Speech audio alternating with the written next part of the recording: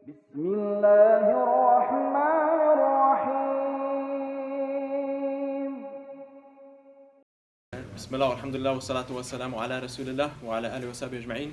رب اشرح لي صدري ويسر لي أمري واحلل عقدة من لساني يفقهوا قولي. All praise and gratitude is for the sake of Allah subhanahu wa ta'ala, the most gracious, the most merciful. We seek His help and forgiveness from the evil of our souls and from the sins that we have committed. We ask Allah subhanahu wa ta'ala to send His peace and blessings on our beloved Prophet Muhammad sallallahu alaihi wasallam, his family, his companions, and all of us righteous followers till the day of judgment. And may Allah make us of those righteous followers. Ameen. Jazakallah khair, everyone. Sorry, a little bit sleepy because I didn't realize how far I am from you guys now. So I've been driving from Canton, but good to see you guys. Alhamdulillah, some familiar faces, some new faces. Alhamdulillah. So may Allah bless you and keep this going. Inshallah, keep the good that you guys are doing and the knowledge that you're increasing in. So today's topic is, I want to get right into it because Asr is at 4:30, so we're going to try to do as much as possible. But it requires a lot of attention. Just came out of this course, and it was a good one, Venom and the Serum. So we spent about a good 2 hours with like 200 people discussing this topic because it's such an important topic to discuss. So I think I can kind of share with you some of the things that I found to be very catchy and something that everyone should be aware of. So the topic today is lost chastity. Is that how it was titled? So basically, under the chastity is a big topic, right? But I want to focus mainly on fornication and zina. And I've talked about this in my Jummah khutbah, and the type of things that are happening out there. It's not a moment for us to not bring this up. It's becoming more important to talk about the effects of fornication, and a lot of people, a lot of Muslims are indulged in this. And it's destroying their religion, it's destroying their families, it's not just destroying them, but families, and then the whole society is in a huge threat because of what's happening. So the Sheikh started this discussion in the premise of the fact that a lot of the Muslims are not talking about it because when we tell them that it is haram, it's just simply not enough for them. They want to know, they want more information as to what's so bad about it because society has made it so common around us. So when we say zina, that's fornication or adultery falls under the same, right? Which adultery is even worse, and there's a big punishment for adultery because that's when you're married and you're committing, having a relationship outside of as a married couple. You know, it's again, Muslims are not immune from this. So this is something that we can't hide under the rug anymore. So basically, I wanted to start off with the first thing. For example, a story that really shook me is everyone knows the hadith when the Prophet ﷺ was approached by a person who said, "O Prophet of Allah, allow me to commit zina." Does everyone know that hadith? So some of you guys might find that surprising. First thing you learn about that is the companions or the people at the time of the Prophet Muhammad, they weren't shy to even, like imagine a youth comes in and publicly in a halaqah asks the imam, oh imam, allow me to fornicate. And what would the response be? You're like, well, are you serious right now? Like, kick them out of the masjid and stuff? But it shows you the open space and how people felt comfortable. So they were genuine. They could be the way they are in front of the Prophet. And so this man, when he asked that question, the Prophet ﷺ, he worked with him at a logical level, right? Instead of saying, go home, make istighfar, what are you talking about? Go read Quran, right? Instead of that, the Prophet ﷺ asked him, would you want someone to do this act to your own sister or your own mother or your own wife? And he was so disgusted by that immediately he said that I would never even come close to this sin. I'm so disgusted. Because Prophet ﷺ was able to deal with the situation by making him feel in the shoes of other women that you might, that other men that might do this to your own family members. Does that make sense? So, unfortunately, this is the times that we live in. So the sheikh that was teaching this, he was approached by an individual, a youth, who also came and he said, oh sheikh, is there a fatwa about having a relationship outside of marriage? And so the sheikh was like, all right, I got this. So he went back to this hadith, and learning from that hadith, he tried the same approach, tells this Muslim brother, would you want someone to do this to your own sister? And before he could even go further, the brother said, It's her life. If she wants to, I don't have a problem with it. That's how much things have changed, right? People had, and this is called protective jealousy, which is something that a quality that especially men should have, is to protect our woman, right? So a husband to feel jealous because some other dude is staring her down, and for him to be not, to be very concerned with that, that's a good quality, because that's protective jealousy. And if you lose that, you lose everything. Then what else is there left, right? If you don't even feel protective jealousy towards your own sister, your mother, or your wife, because other guys are staring them down. And now, it's made so common. We've been brought up with shows such as Friends, right? Guys and girls not married, just hanging out. That's the kind of shows, right? But even that transition, and I think there was another show that came out where a guy living with two women. I forgot the name of the show, but basically you can see even in TV how they have slowly manipulated and twisted and destroyed the concept of chastity in the youth, and we're just completely immune to it, not realizing the changes. If you go back, and the Sheikh mentioned these, when you look at the effects of fornication, can some of you guys, I want you guys to tell me, what's bad about fornication? What does it do in society level, at an individual level, at family level? What can it do to as an effect on society? So hopefully you guys understand what fornication means, right? To have a relationship with the opposite gender with the outside of marriage. Yeah. It destroys the family honor. Exactly. There's no honor, right? So it destroys the family honor. What else? On an individual level, you break a certain amount of trust, so somebody's not really looking at you the same way. Right. Right, exactly. So basically meaningless relationships, right? Because if everyone is just with everybody else, there's no really meaningful relationship left. What else? How about teenage pregnancies, right? What were you going to say? No, I was just going to say, just going off that point, that, individually, there's no self-respect. And Right. also, respecting other people as seeing them as human beings and not Right. robots. Right. So everything becomes about fulfilling your desire, and you don't see a person as a person anymore, and their good qualities and things that would help you have a family with that person, which requires sacrifice. Because love is not just about sex. Love is a whole, but once you get married, and I've been married for 15 years, and I can say that no marriage is perfect, but alhamdulillah, I could say that I had a successful marriage.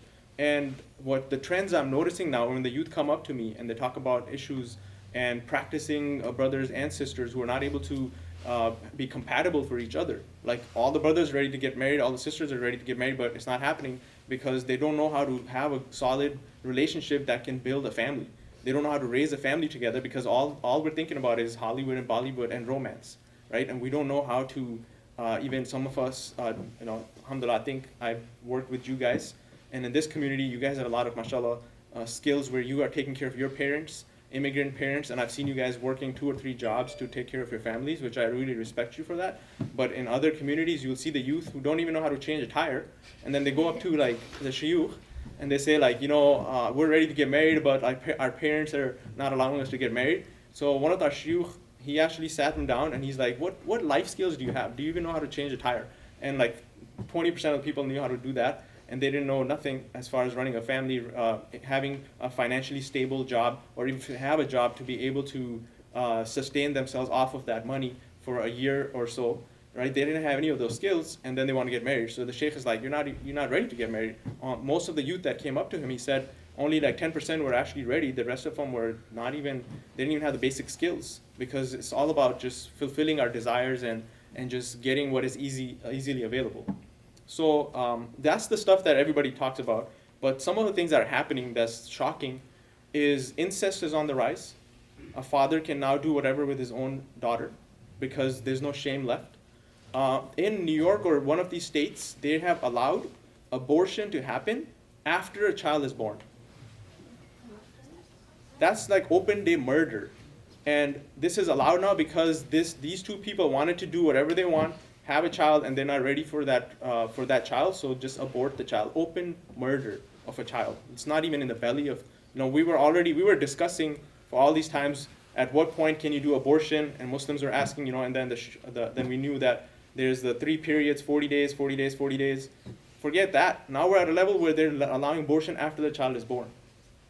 That's the level of craziness, right? And that youth that we're talking about who went to the sheikh, let me commit zina, and then the sheikh said, would you want someone to do that to your own family members? And he's like, yeah, if they want to, it's their body, right? And this is the thing. It's literally like we're at a level of severe crisis because of what media has done to us.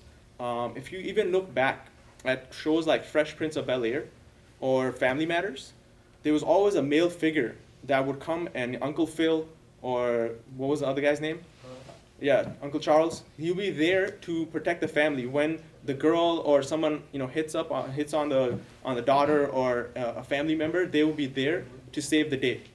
Today, the other effect is when you have sex easily available, and women are making this more accessible as well. So it's not just the guys. It's the women who don't have any honor for their own body, which is like by fitra, male, they have more a desire towards the opposite gender, and the female, they're designed in a different way, right? Both have desires, but a woman is what the man is trying to work hard towards attaining a good woman, to have a family with her, to get married and have a relationship, and that's what we do. Why do we go to school, graduate, go get a good job, so you can eventually get married and have a good family?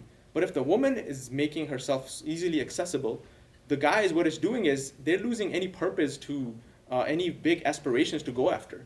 Because what are you really getting up every morning? What makes a man get up in the morning is that they have a woman to protect, they have a family to take care of, they have somebody to raise, they're going to go to a job and get that extra earning so they can take care of their kids, provide a good family. But when women are so accessible, you could go whenever you want, pick up whoever, one relationship next, blah, blah, blah. Then what are you looking forward to the next day?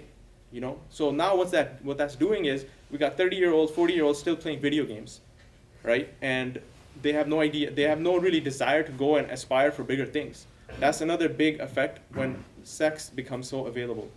And it goes both ways, right? The women themselves they don't care, right? Like the dignity that a woman has is disappearing as well. They make themselves so accessible, so what's the man supposed to do, right? So with all of that going on, I talked about abortion, teenage pregnancies, depression and anxiety is at the highest levels that we've never seen before. That's another result of open, unchecked fornication. You also have, so we talked about families that are unstable. The amount of single mother families today is over 50% in US, because the guy is not even in the picture and the single mothers are raising the children. That's what happens with fornication when the guys are not ready to commit to be married to that one individual, and they're just going one after the next. So you have these children that are going to grow up, and most of these children are suicidal. They're the ones that you hear about going and shooting up a high school because they feel they had a horrible childhood and there was no father figure, and they were just a production of a desire that the man and the woman wanted to fulfill, and they were not even, they were just a byproduct of that. So there was no intention to take care of that child. That child grows up, and when he becomes a father or mother, what's he going to aspire for, right? He wants to shoot up a high school because he feels that his childhood was horrible, so if I'm going to go down, I'm going to take you guys with me, right? So you see all of these things are related to what? Goes back to fornication. For an individual, it's like, oh, what's the big deal, right? I'm going to do what I got to do. It's my body. Don't judge me. This whole don't judge me society that we have produced is so destructive, because who told you nobody can judge you, right? Like, where did that concept even come from? How can you even say that don't judge me? Because we are going to be judged. You can't be a believer unless you believe in the day of judgment, which is literally called the day of judgment. You're going to be judged. So who are you to say don't judge me?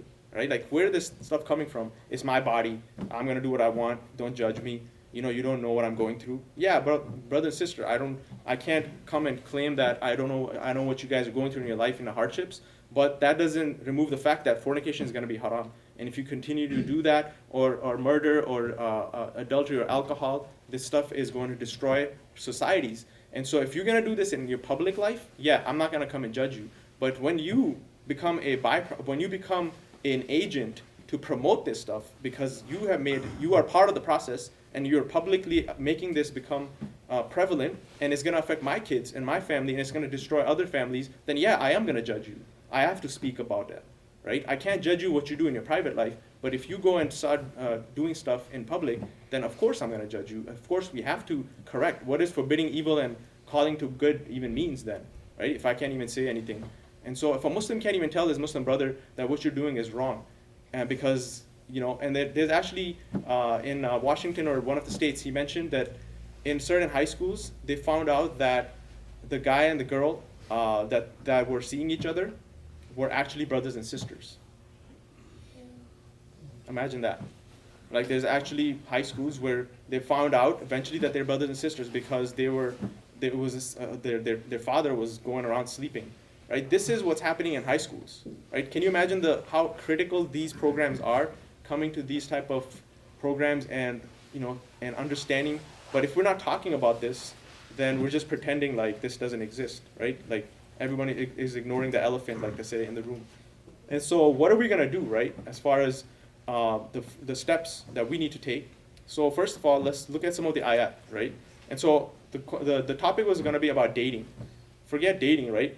Like anything that gets you closer to this kind of act is very destructive. And we're seeing, as I mentioned, so many things to you guys. Hopefully you can see the ripple effect of zina and anything close to it, and that includes pornography, which is and then virtual reality is coming out. So it's coming to a point where a man is saying that I don't even need a woman anymore, because the virtual reality stuff that's gonna be coming up and all of this stuff. Eventually, men are saying I can just satisfy myself. I don't need a woman, and we are today. I think this year we've hit the highest numbers in U.S. when it comes to the population rate that needs to be stabilized. Like if you're not producing enough children, the society cannot sustain itself. Does that make sense?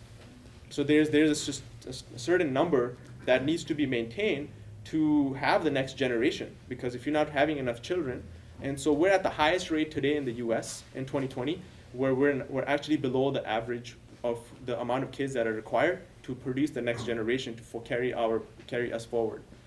That was happening in Europe, but today we're in a time that is happening in U.S. Why? Fornication, right? And then now let's look at the hadith where the Prophet ﷺ was asked, what are the three major sins? And the Prophet said to associate partners with God, to worship other than God, to murder, and the third was on the list was what? It was zina, right? This is no joke. This is the top, the third top sin, and the one thing that will take people the most to the hellfire, actually two things. And the Prophet said, if you can guarantee me to protect what's between your jaw and between your legs, so your tongue and your private parts, I guarantee you Jannah. And at the same time, the two things that will take the people the most to the hellfire is the private parts and what you say with your tongue. And we are like oblivious, like people watching pornography and then coming to the masjid, married couples having these issues, right? Divorce rates at the highest, including Muslims. Again, effect of zina. So that's the news, that's the reality. So a couple of hadith and Quranic verses, and then we'll come back and talk about what is the remedy and how do we protect ourselves with indulgence all across. The moment you step out today, everything that is out there calling us towards this. Look at our major events. Like everything promotes this kind of stuff, and the standards are changing so rapidly. Right? I've showed you some of the TV shows. The point that I wanted to make about Uncle Phil and Uncle Charles was the male figure. So another thing that's like I mentioned is about the families. When the male is not ready to have a family, right? So then we just have a lot of males now, but we're lacking men who are able to do big things, right? Like who's gonna carry the message of Islam forward if we are just tempted by our desires day to day and then just worried about fulfilling those desires? That's all we care about. So Allah subhanahu wa ta'ala says, وَالَّذِينَ لَا يَدْعُونَ مَعَ اللَّهِ إِلَهًا آخَرَ وَلَا يَقْتُلُونَ النَّفْسَ الَّتِي حَرَّمَ اللَّهُ إِلَّا بِالْحَقِّ وَلَا يَزْنُونَ وَمَنْ يَفْعَلْ ذَلِكَ يَلْقَى أَثَامًا. This is talking about the true ibad of Allah, the slaves of Allah, and those who do not invoke with Allah another partner, and those who do not kill a soul which Allah has forbidden to be killed, except by the due right, and those who do not commit unlawful sexual intercourse. So Allah is mentioning in this ayah, after shirk, after murder, is zina. These are the three biggest the sins. So it's not a joke, right? I know like the community, like religious people out there, they're not talking about fornication. Like in the Christian community, they might be talking about it, but every person I see at work, you can tell like people even have children now. Like I rent out properties, right? And when I can tell a lot about the society when the type of renters I'm getting, and I barely see a married couple. It's like, oh, my fiance is he'll be right here. He wants to see the house too, and then she's walking around with 2 children. I'm like, so where is this? Right? Like it's like out of the concept. We're like the only people who are preserving this concept left now. The people even people of faith. This is like a side thing. In Christianity, what is the big focus? It's not about shirk.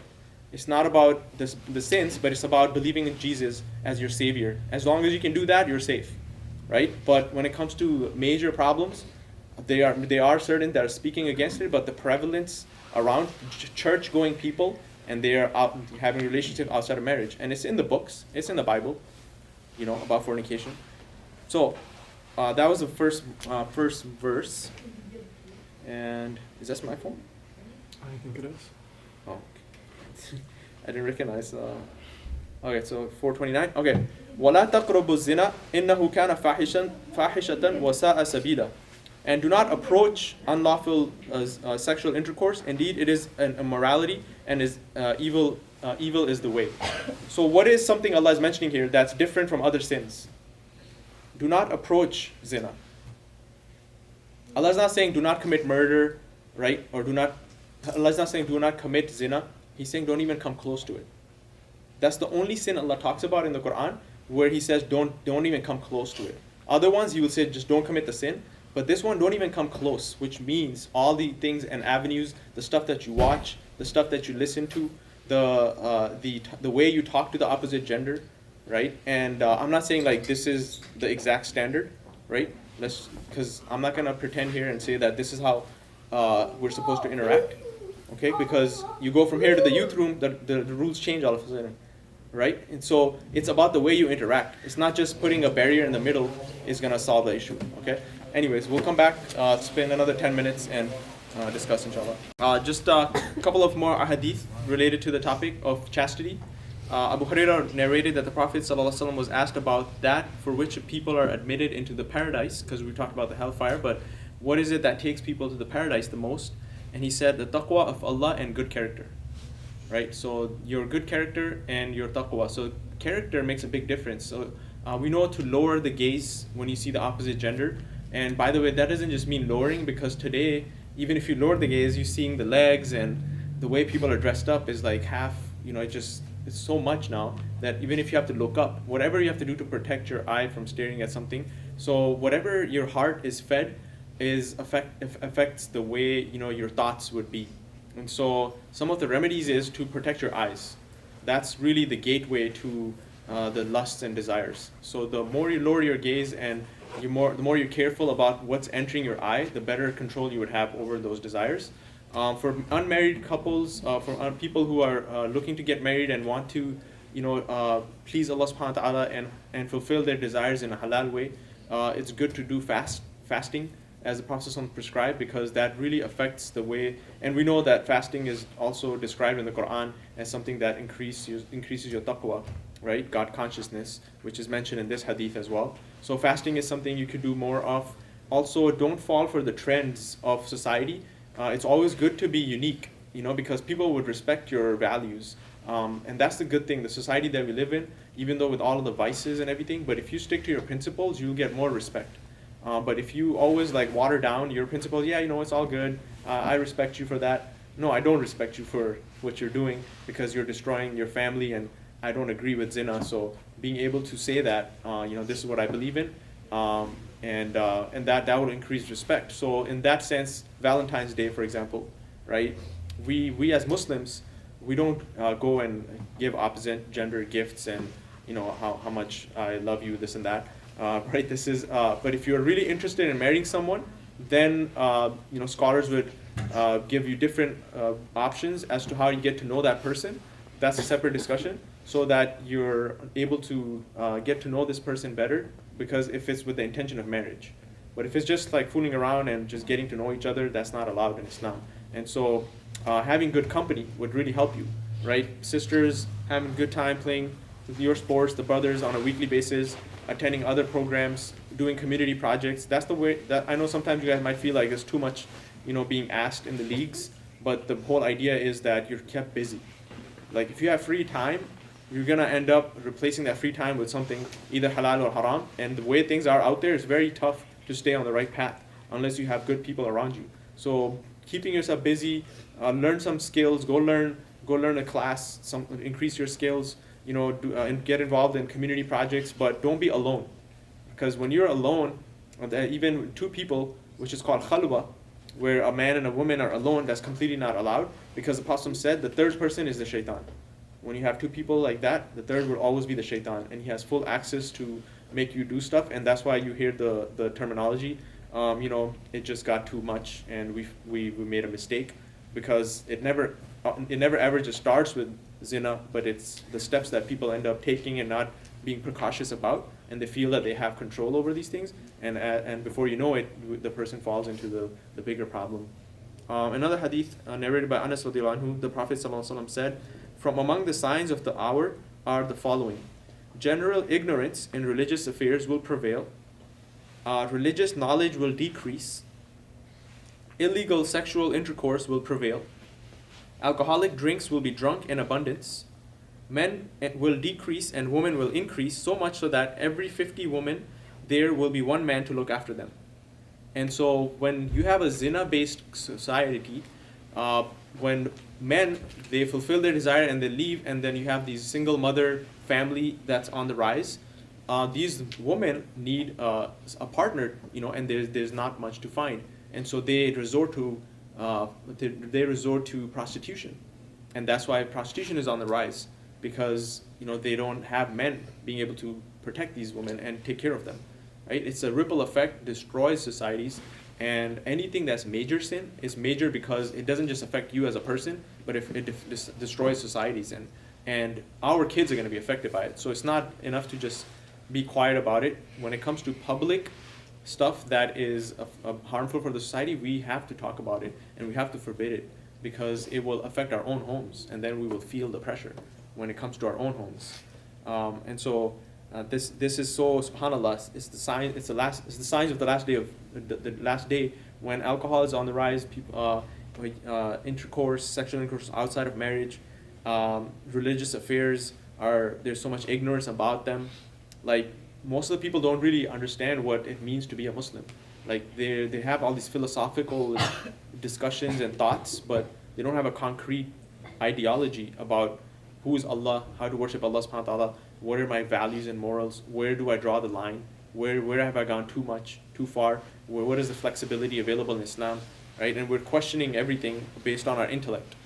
So that when that starts happening, when everything's about the intellect, we're going to have problems, because intellect was not meant to answer everything, because we have limited amount of intellect, right? Allah gave us limited intellect. Otherwise, if everything was explainable by your intellect, then what's the concept of submission? Submission is, even if it doesn't make sense, you trust in Allah. Like now you know the statistics, now you see what's happening out there, but even if you didn't know that, you trust in Allah that when He says you not to do something, there's a bigger goal behind it, and it's going to save not just you, but the whole society in large. And that is why we'll end with the hadith. We know that the Prophet ﷺ talks about a ship where there were people on the top floor and then people on the bottom floor. And so the people on the top, they would always want to come and get water, and so they would have to make that, or the ones at the bottom would have to go up to get the water. So there'd be extra effort on their part. So they're like, you know what? Let's just make it easy for everybody. We'll just dig a hole in the boat, and therefore we'll make it easy on the people on the second floor. And so the Prophet ﷺ said that if the people on the second floor don't stop these people, everybody's going to die, right? Because the boat's going to sink. So you have to say something, because this is not about just being quiet about it. If what's out there haram, you have to be, first of all, we have to have our standards down we don't do this funny business. We fulfill our desires in halal ways, and Allah's given us opportunities for that. And we also stop those who are publicly making this, rampant. If you know of a Muslim who goes on Facebook and commits these type of things and he starts posting about it, that person should be, we should be speaking to make sure that that evil doesn't spread, because now he's brought it to public level, right? Do you understand when it comes to "don't judge me" statement, with private versus public, right? So that's a key point, because a lot of this "don't judge me" thing is like doesn't make sense. And so that's pretty much what I want to go into as far as guarding. How do you protect yourself? The way you speak to each other, not just the hijab and not just the covering and the clothes, but also the way you interact with each other. Like I've seen a lot of hijabis, but like they're just like, "Hey girl, hey man, how you doing? Blah blah blah, high fives." I'm like, what? Like so, like they're so comfortable. Just like the way you speak, right? The aura. Girls are not even supposed to have, like I guess I don't know what you call them, but like that stuff on the feet when you walk, it makes noise, because it distracts men. Like as low as that, but then how about your speech, right? The way you say stuff. So keep an eye out on all of that. And if you're seriously interested in a sister, then marriage should be made accessible. That's another problem in our society, where marriage has become so tough that the haram stuff is so accessible, and the halal stuff is made so tough on the youth that obviously it's going to have repercussions. But that still doesn't give us an excuse, right? Zina is still zina. So I guess, do you guys have any questions, any tips, or anything? Because I know you have to go play, and I don't want to be the person in between. It's 4:53. But there's a lot more to be said. I was kind of all over the place, but hopefully we can have a second session and discuss some tips as to how to stay focused, and inshallah maybe even how to get married and stuff. Yeah. Regarding that, ordaining good and forbid evil, it's actually stated in the Quran. Right. وَلْتَكُنْ مِنْكُمْ أُمَّةٌ يَأْمُرُونَ بِالْمَعْرُوفِ وَيَنْهَوْنَ عَنِ الْمُنكَرِ Yes. وَيَسْأَلُونَ بِالْخَيْرَاتِ. Exactly. Something that's an order from Allah Yes. subhanahu wa ta'ala. كُنْتُمْ خَيْرَ أُمَّةٍ أُخْرِجَتْ. You were the best ummah. Yes. Exactly. Not more than ma'ruf and nahy. We have to ordain good and forbid evil. Right. It's not just so that's, Right. It's just related Exactly. to what you just said. Yeah, what makes us an ummah is the fact that we are the ones that speak against the norms that the society is changing, and that's why, like, this is human beings are acting like worse than animals now, like incest and all of this stuff, like that's just beyond what we had ever heard, right? So may Allah protect us, and may Allah subhanahu wa ta'ala make marriage easy for us, and make knowledge more prevalent, so that when we have children, we will make it easy for them to get married and not make the same mistakes as previous generations. And may Allah subhanahu wa ta'ala allow us to love Him, where when we love Him, it would allow us to give up the things that He doesn't like. And when we do that, we will see the barakah of that in our life, and then that will have the ripple effect in the society as well. سبحانك اللهم وبحمدك نشهد أن لا إله إلا أنت نستغفرك ونتوب إليك